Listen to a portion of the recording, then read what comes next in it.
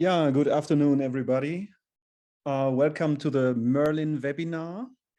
This is, I think, our fourth webinar for the lifetime of this MERLIN project.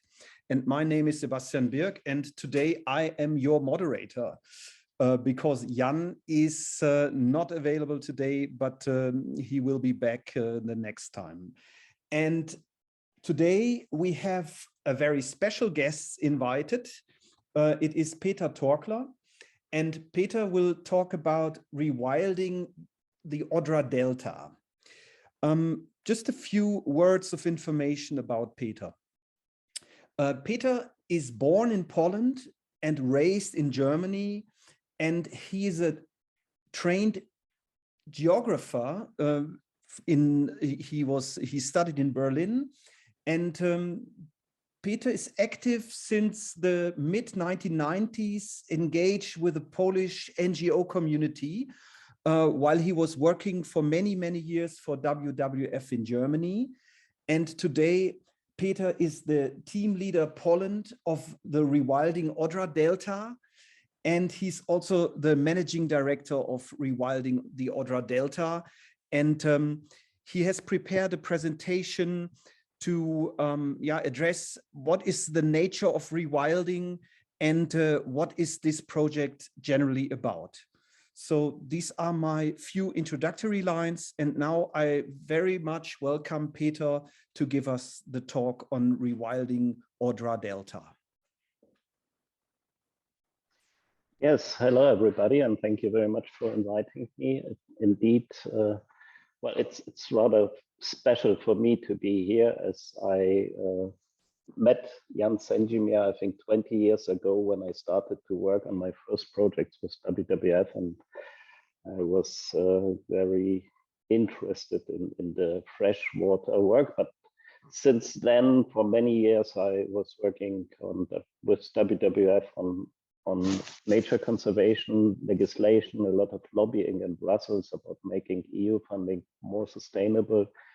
And then the last years, I was managing director of a Baltic Sea Foundation, supporting nature conservation projects around the Baltic Sea. And now since 2 years, I'm the managing director and team leader Poland for Rewilding Oder Delta. I will start my presentation and hope that technically everything runs well. Yeah, it looks good, Peter. So I hope you can see my screen now.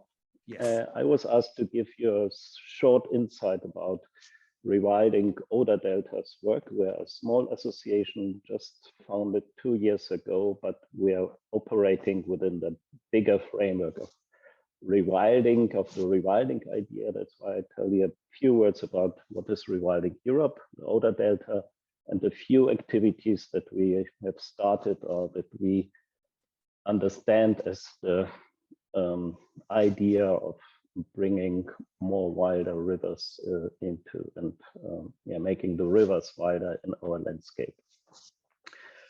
The background, why the idea of rewilding was born is, I think, although we have a long history of biodiversity protection, the group of, let's say, European rewilders based around French shapers and ex-WWF people from Netherlands who have founded Rewilding Europe 10 years ago in Netherlands, they realized that we have still dramatic changes in the European landscape. A lot of areas, especially in the south and southwest, are getting depopulated, economic downfall in many areas, while at the same time the degradation of landscapes is continuing, and the number, or let's say the landscapes that are still somehow functioning has remained, their ecological functions are still not disturbed, is getting less and less and less. So that was one reason. And the other reason was that at the same time, we observed in Europe a huge change in terms of wildlife comeback. Many efforts of conservationists led to the fact that many species that were completely threatened or extinct started to come back, and we saw that there is a positive dynamic in the landscape. And from this rewilding movement started in Europe 10 years ago with the creation of Rewilding Europe. It has a procedure of looking for certain landscapes that have a very high potential of landscape recovery. It's like application process. 9 landscapes are currently defined as rewilding landscapes all over Europe, from Swedish Lapland to the Rhodope Mountains and the Danube Delta, Coa Valley in Portugal. We have a recent new one, the Africa Highlands in Scotland, and the Oda Delta is one of the in Central Europe areas.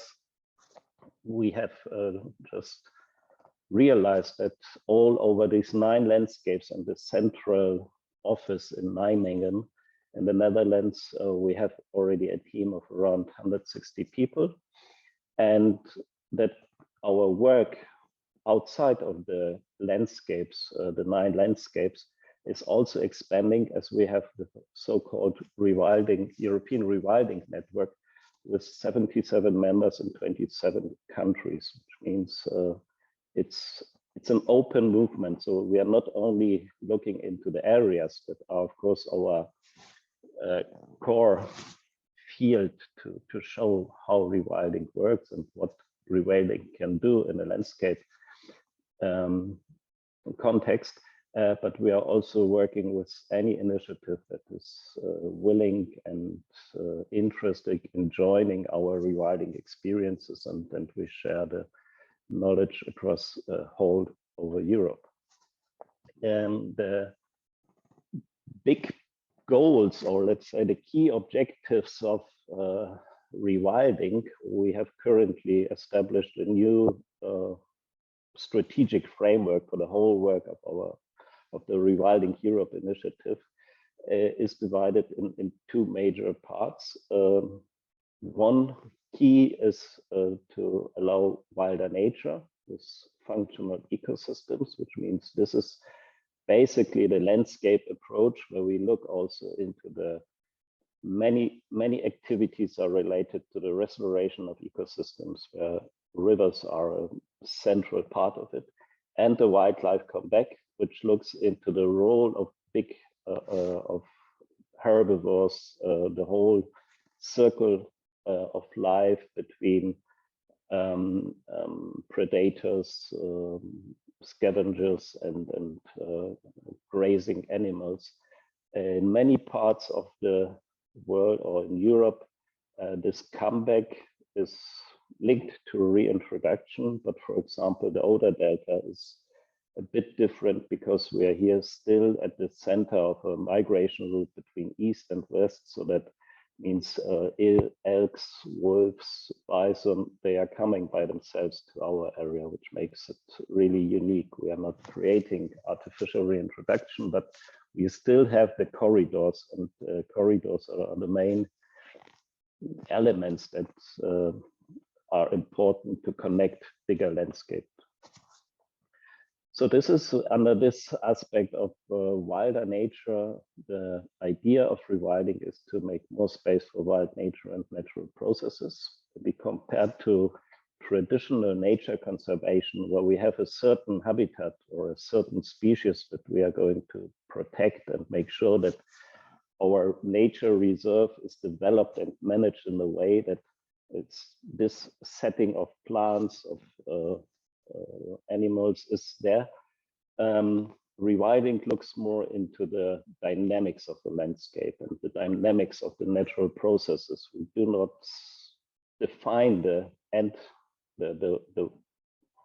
the status of what is a protected area should look like, but we rather try to make sure we look into bigger landscape, at complexer landscape features, and make sure that nature can develop its own way how to develop.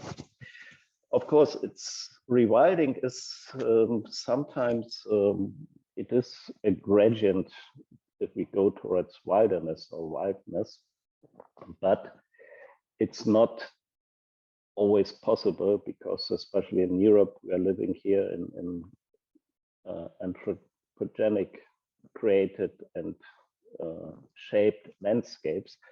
So we understand rewilding is also a process to step back a little bit and let nature do a bit more what nature is supposed to do. And that's why we also look at rewilding as a potential in rural, remote areas where certain forms of nature-oriented tourism can be applied, where the observation of nature, of wildlife is part of the economic local income for people. That's why rewilding is always linked with the activities of people, and we do not try to ensure people are out of the wild, but people can earn from the wild. So that's also how we look at it in order to see how people can use some guided tours or wildlife watching as a new form of income. So all over, if we look into rewilding, maybe it's still, I would say, nature conservation, but I think a certain new narrative around nature conservation. It's something where it has a very positive, a general very positive view towards nature, and tries to make sure that there is a positive appreciation. Of course, we everywhere where we talk about biodiversity, we see the degradation, we see the problems, but rewilding is also attracting more people, and also tries to attract young people, the young generation, and show that there is also a positive spirit coming from the wild nature.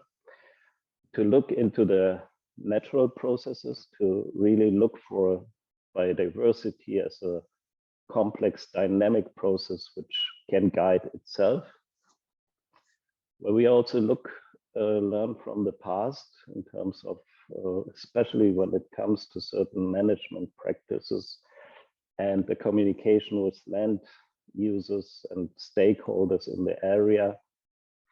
We see that many forms of nature conservation, they end up with conflicts because there are two fronts of those who are willing or who want to use the land, and those who say that's what can be done, what cannot be done, what is allowed, what is forbidden. Conservation often has this,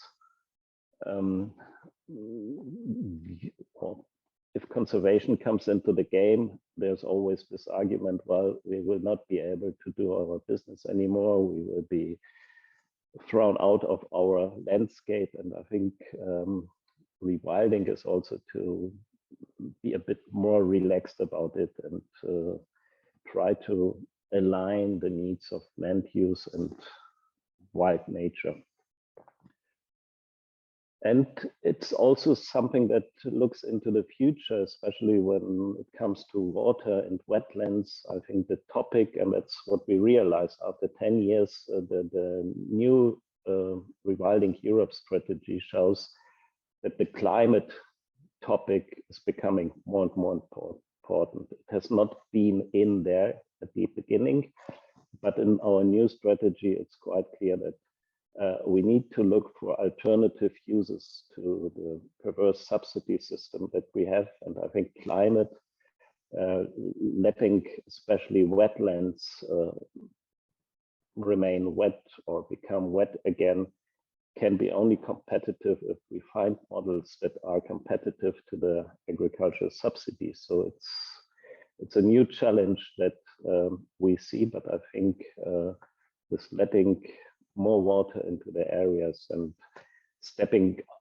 back the intensive use and allow for more rewilding can be one of the solutions. And of course, the connection of modern society with wild nature. We see more and more interest in the wild from people coming from the cities, but also people moving to the countryside. They often are not aware about the treasures they have around them. And as I said before, it's a bit rewilding, and this is why we have often problems. People ask, okay, what is the real definition of rewilding? Tell me. I think the interesting about rewilding is it's a scale from heavily used areas to total wilderness, and every progress towards more wilderness, I think this is where rewildings come in, because it's always the question where we start from. If we are on a degraded river that has been used for shipping for several hundred centuries, of course, we cannot make this river immediately wild. We have to also start with restoration activities to give some support that this natural dynamics is reborn somehow in this river, and it's a gradient that it cannot be immediately. We cannot withdraw in many cases. We have also to find the ways of this nature-based solutions that are always one of the keywords.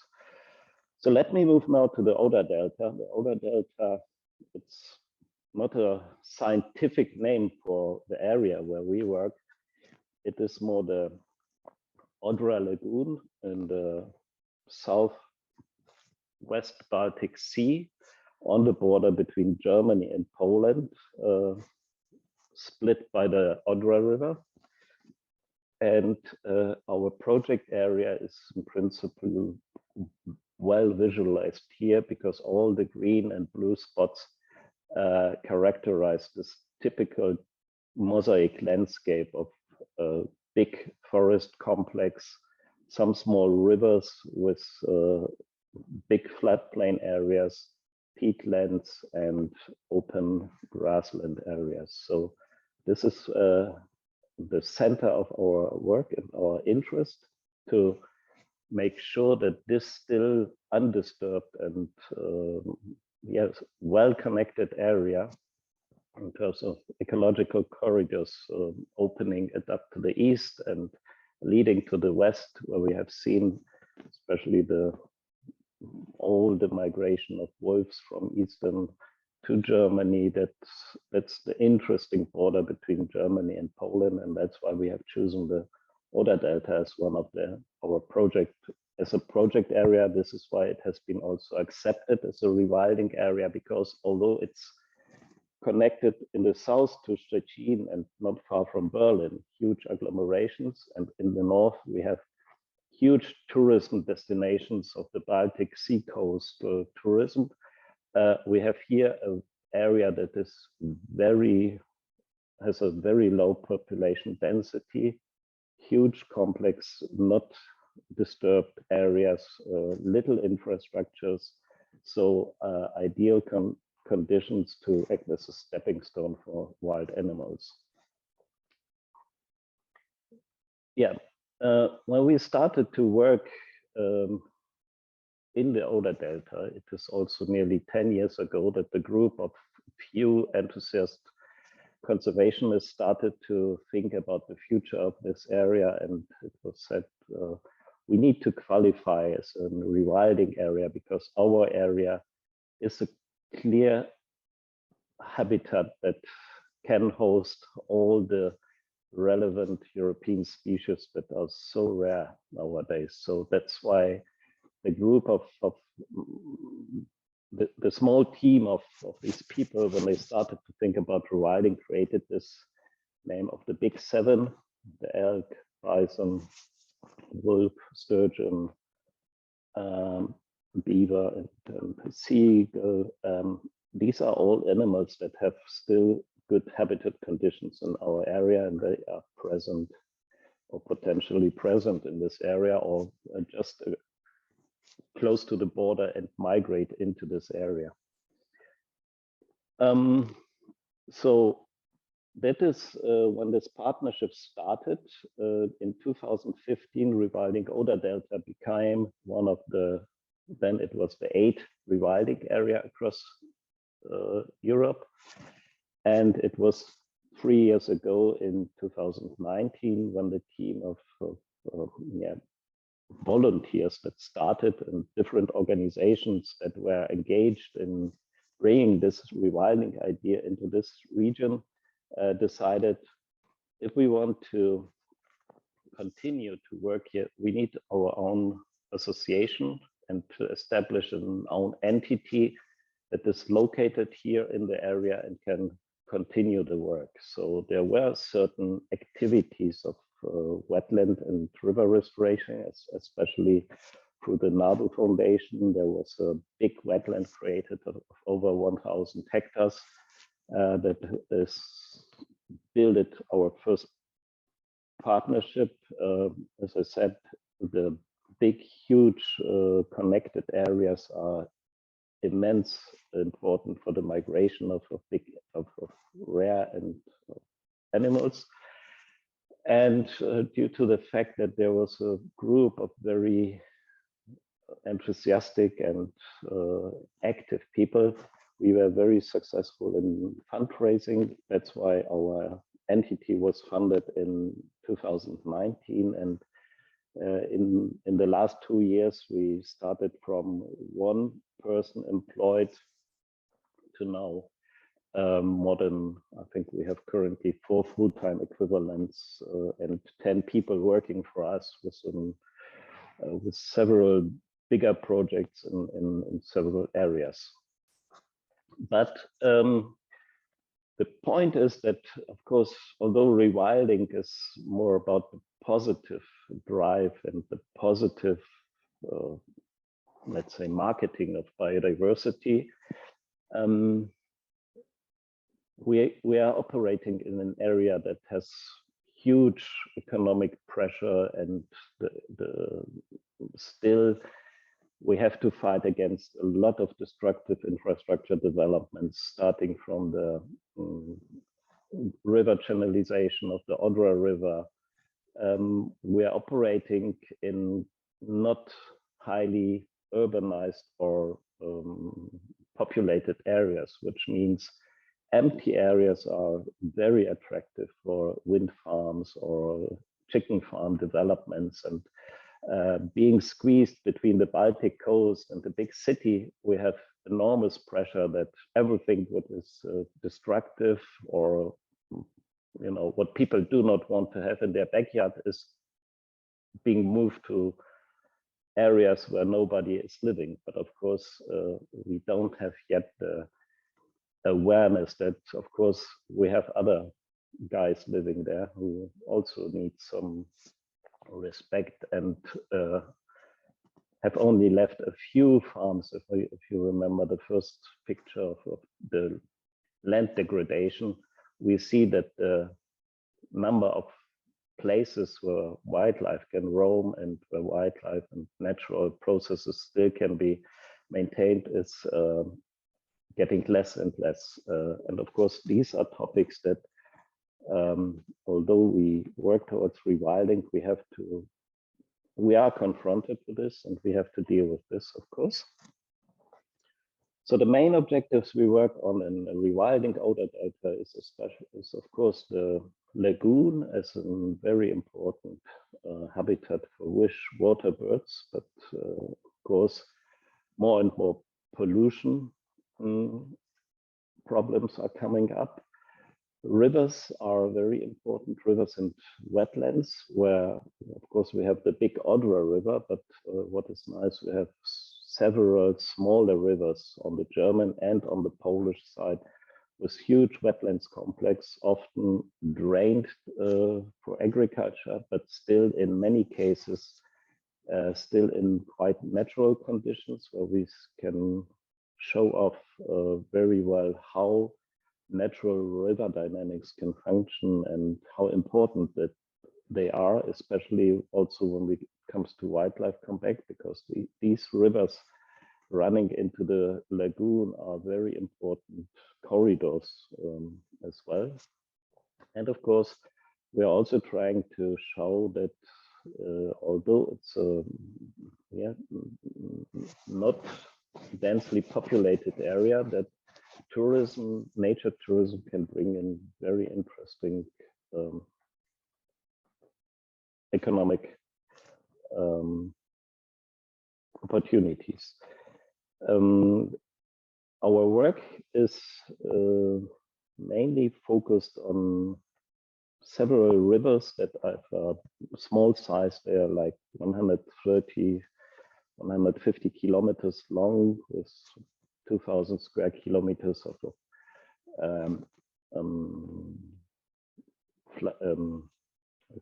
catchment areas, which makes also a very interesting case for pilots, where you can look at the whole catchment about the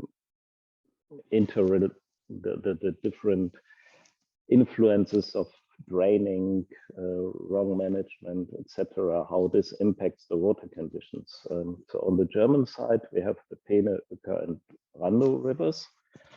For example, we have just a few weeks or 2 months ago, we have bought a small part of this small Uecker river, where we have still some natural meanders going that we have now started to plan for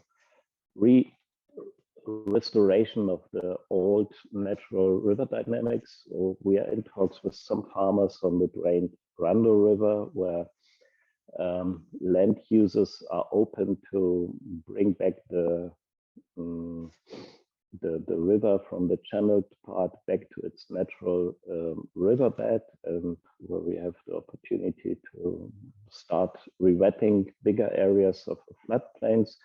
So this is where, of course, as a small organization, we have the whole landscape in our view, but of course, we also are only able to start in small steps. And this means that in many cases, we start to engage with smaller restoration activities and ensure that this type of restoration is uses a minimum of interference and is based on the nature-based solutions approach. Of course, trying to work on a landscape basis has certain limitations, because we cannot just start rewilding big areas, because the key problem and challenge we have is that, of course, there's a huge pressure and huge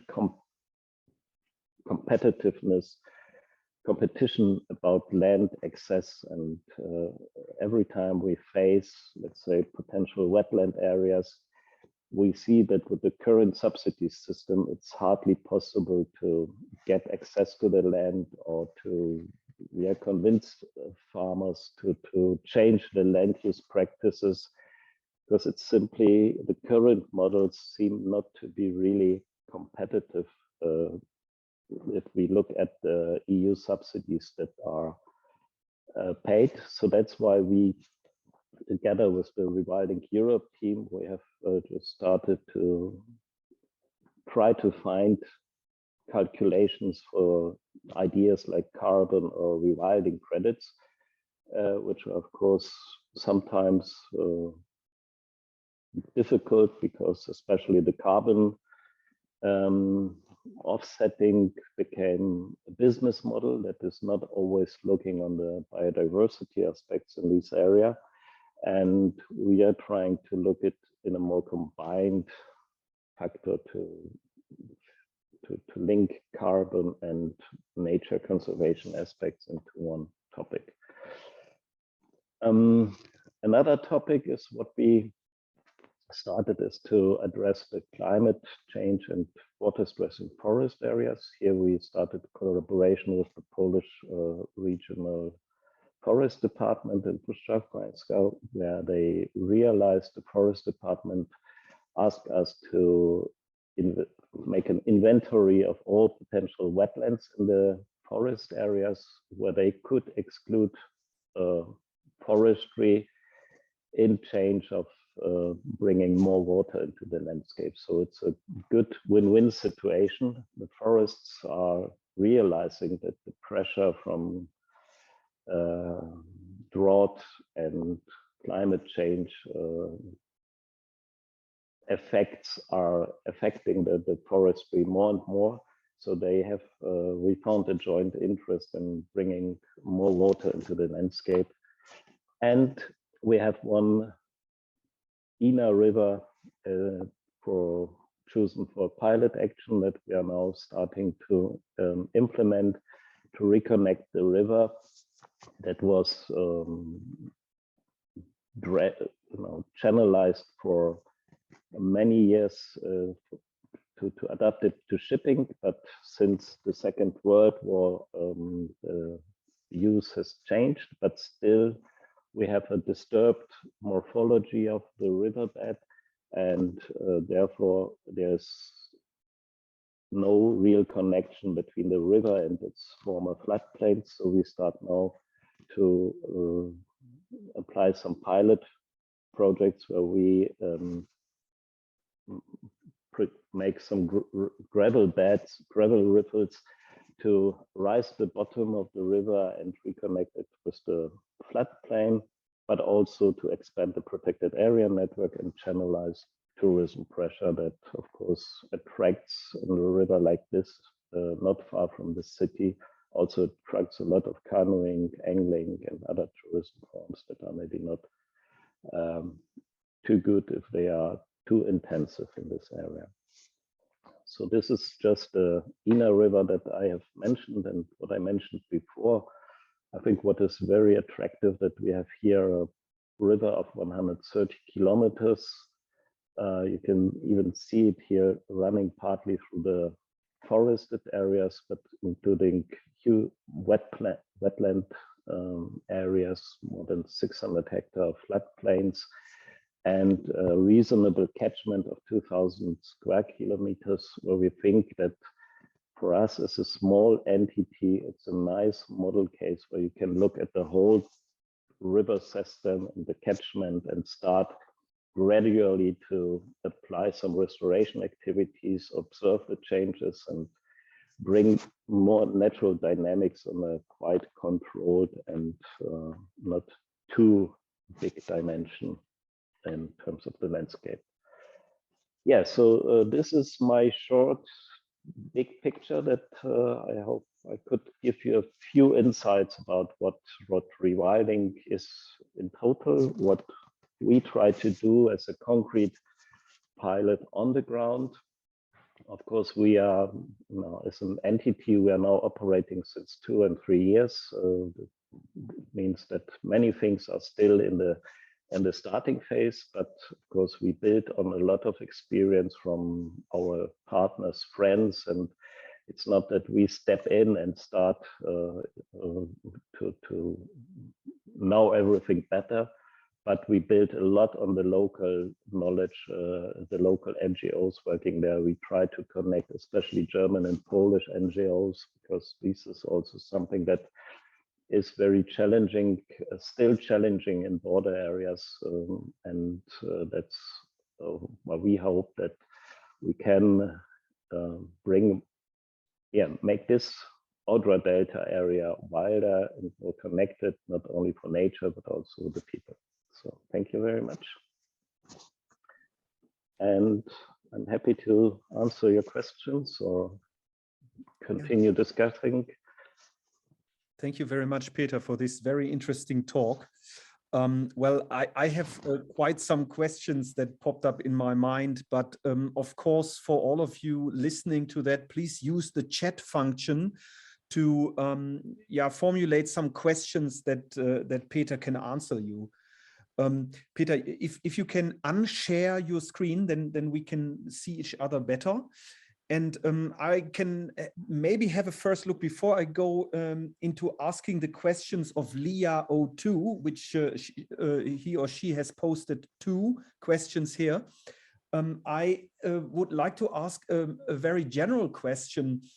I understood from your explanations that rewilding is very, very much related to restoration, but perhaps in a context of very sparsely populated areas in Europe, so where you do not face this massive alternative economic interests.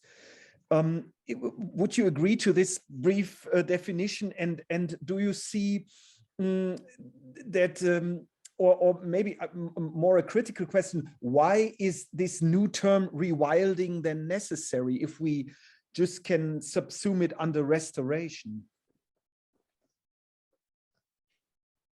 A very good question. Yeah. Sometimes we don't know by ourselves, maybe no. I think there has been some scientific work about rewilding in the recent years, especially I think there is a very interesting part of IDIF, the Institute for Integrated Biodiversity Research in Leipzig, that shows this different gradients. And I think this is all about this different gradients of rewilding. That this is not about, you know, in traditional, let's say, if you have a nature reserve, you see you have a, I don't know, a certain habitat, and your conservation goal is to make sure that this habitat remains as it is and gets restored. You think the restoration needs to end with the goal that this specific habitat is maintained in a good condition.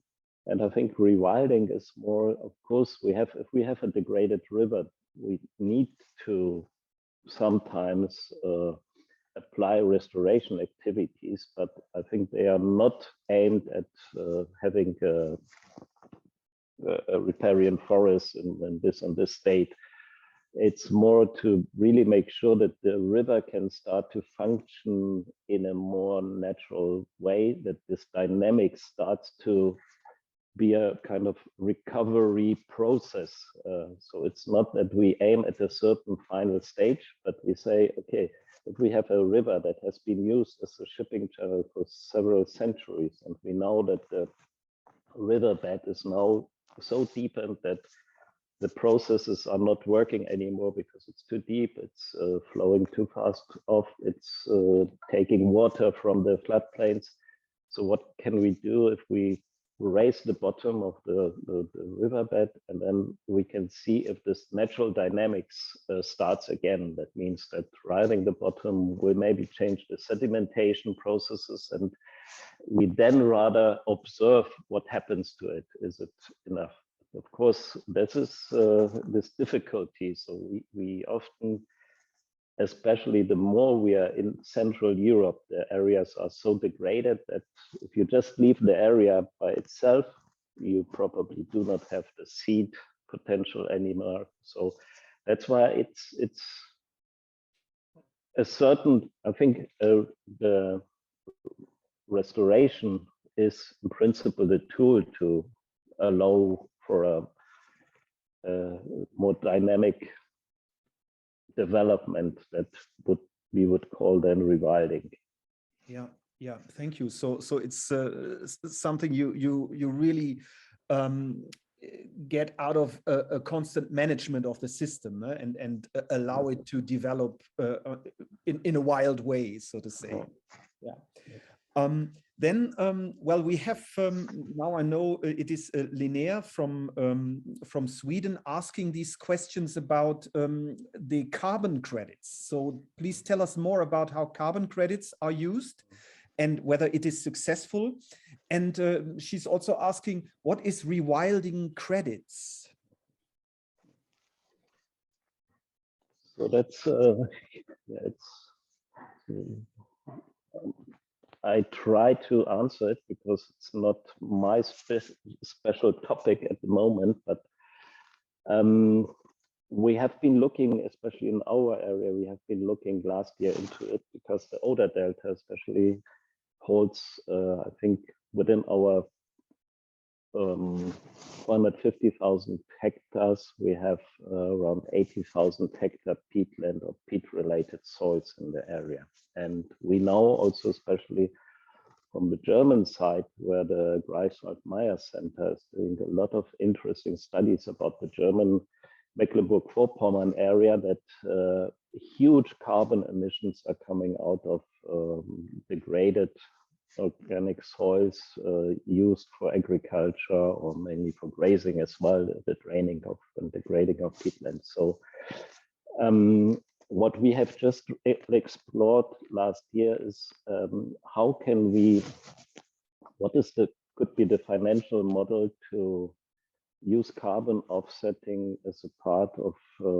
bringing alternatives for the land use, and would, for example, land users be willing to change their management and not to receive any more subsidies, or is there any way still to receive direct payments maybe, and use the area for carbon offsetting and using it. I think currently we need more closely to observe the political development, but in the past it was clear that once you stop agricultural land use, you lose your subsidies, and then carbon offsetting with a price of, I don't know, 70 euro per hectare or something like this will never be competitive. And now we have some developments from other areas where under certain conditions it was possible that the direct payments were still possible after rewetting certain areas, and then bringing in an additional compensation in terms of not using the land for agriculture but using it for carbon offsetting started to become more interesting for farmers, but we are still in the way of making the economic calculations. So we just, Rewilding Europe just received a grant from the Grantham Foundation, an American foundation, to exactly calculate more making a business plan about this topic, how it can work. But it's still, as I said, it's still a model that is not working. And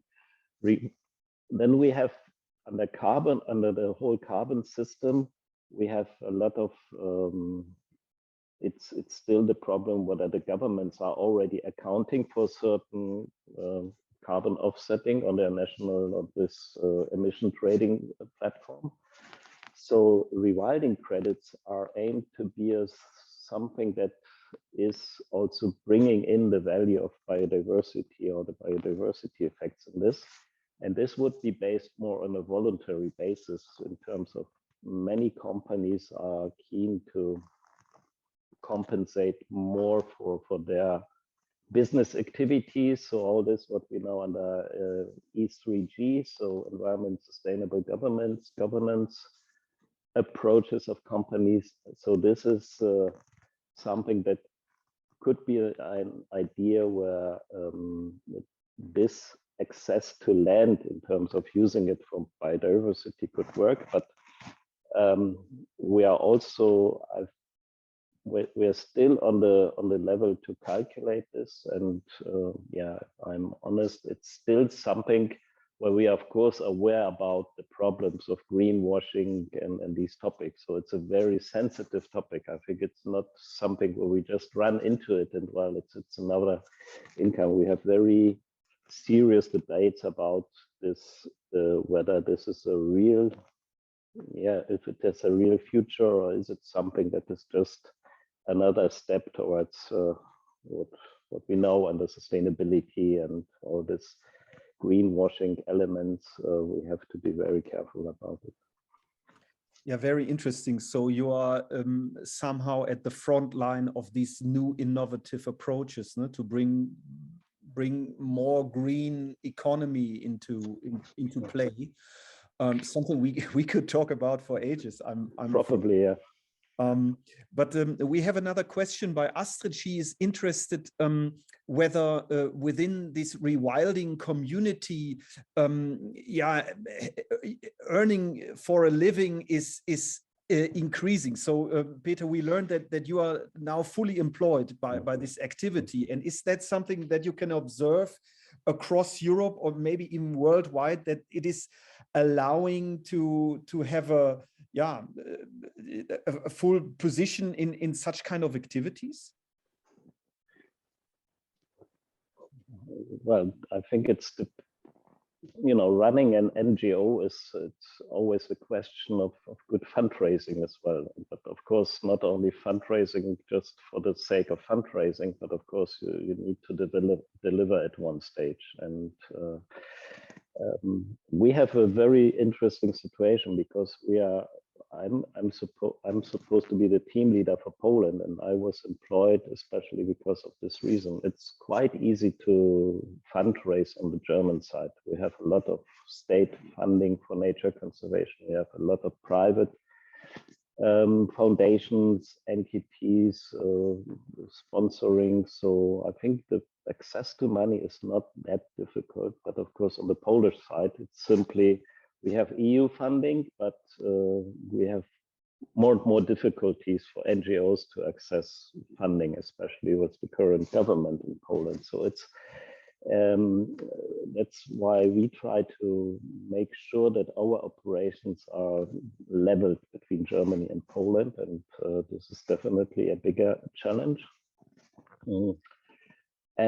But I think also there was a question towards this tourism aspect, whether this brings in. I think what we observed with some of our teams, we have, for example,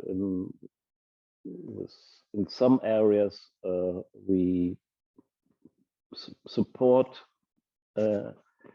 local tour guides that they keep people only going into certain areas on guided tours, especially when these are valuable areas, and to make sure they have a better income from it. And we are also sensitive towards the values. Yeah? We have, for example, this, and this is, for example, working better and better. So there are some people earning and being really acknowledged as those who not only work in this area, but of course, being there every day and having guided tours, they are the best advocates for these areas because they observe every damage, every problem, and they can always alert even the authorities if problems occur.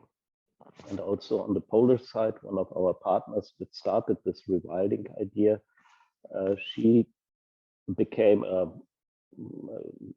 to offer tourist services, and because of her offer bringing guiding into this business, she's, for example, earning for her house double the price that you normally pay for accommodation in Poland, for example. Yeah, because she has a very specific targeted audience, nature lovers, photographers, and when they get an additional service to be brought into the nature, to have this life experience of having good observation points, or somebody who knows the area, who guides them to see the sea eagles and others, this works. But of course, we have again to be aware that it functions only to a certain amount of people. It cannot become a mass tourism, and it's a very difficult topic. For example, in one of the areas we realized, especially because of the COVID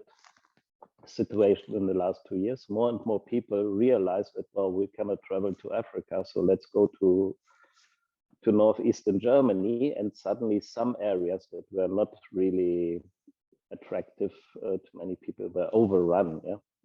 Because there was some information via Twitter or Facebook about rare bird species breeding there, and then suddenly the communication flows worked out, and too many people started to penetrate the area, and so it's very hard to have a right balance in bringing the tourism in, but also keeping the area from too big disturbance.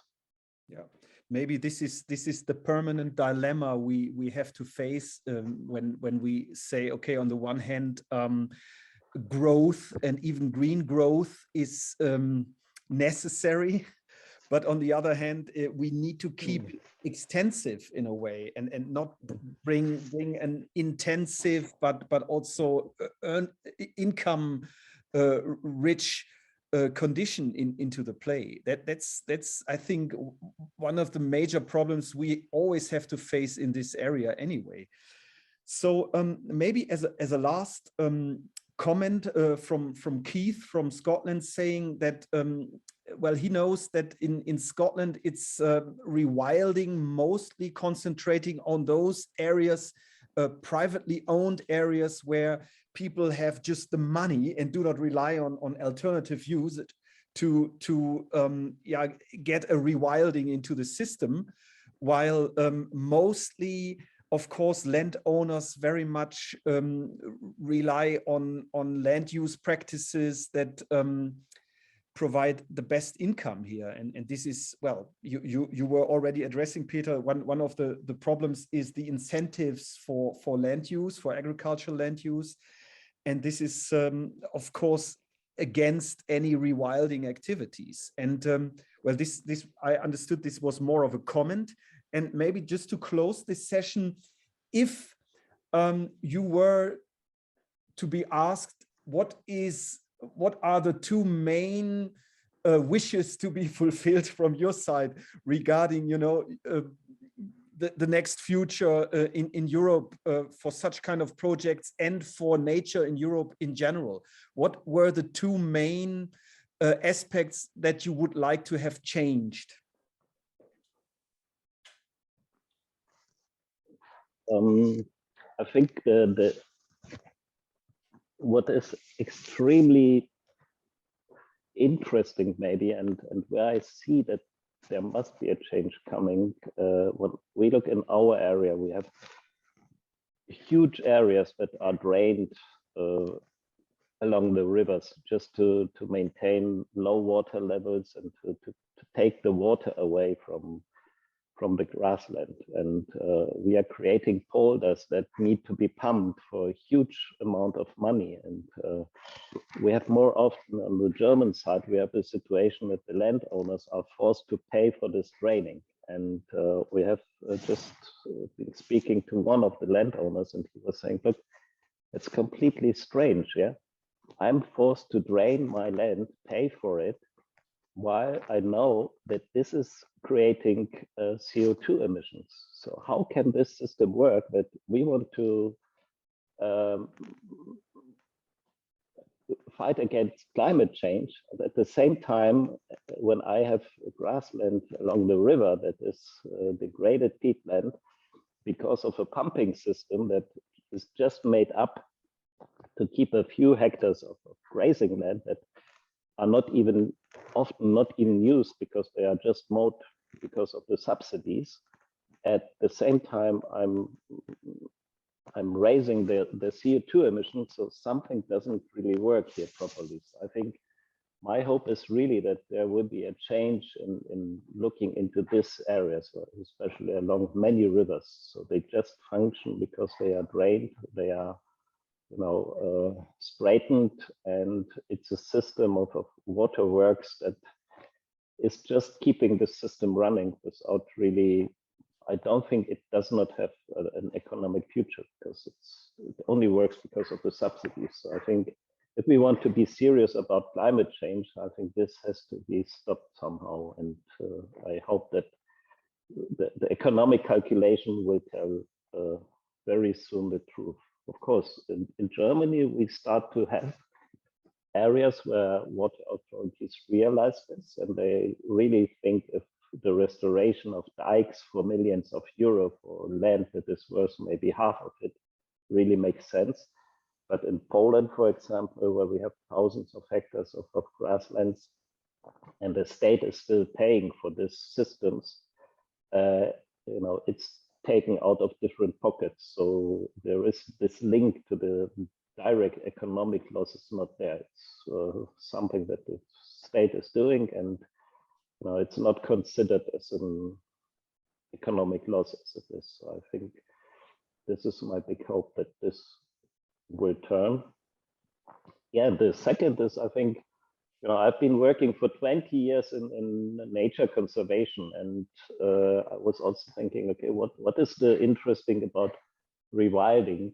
And I think this more relaxed connection to the nature and how nature works.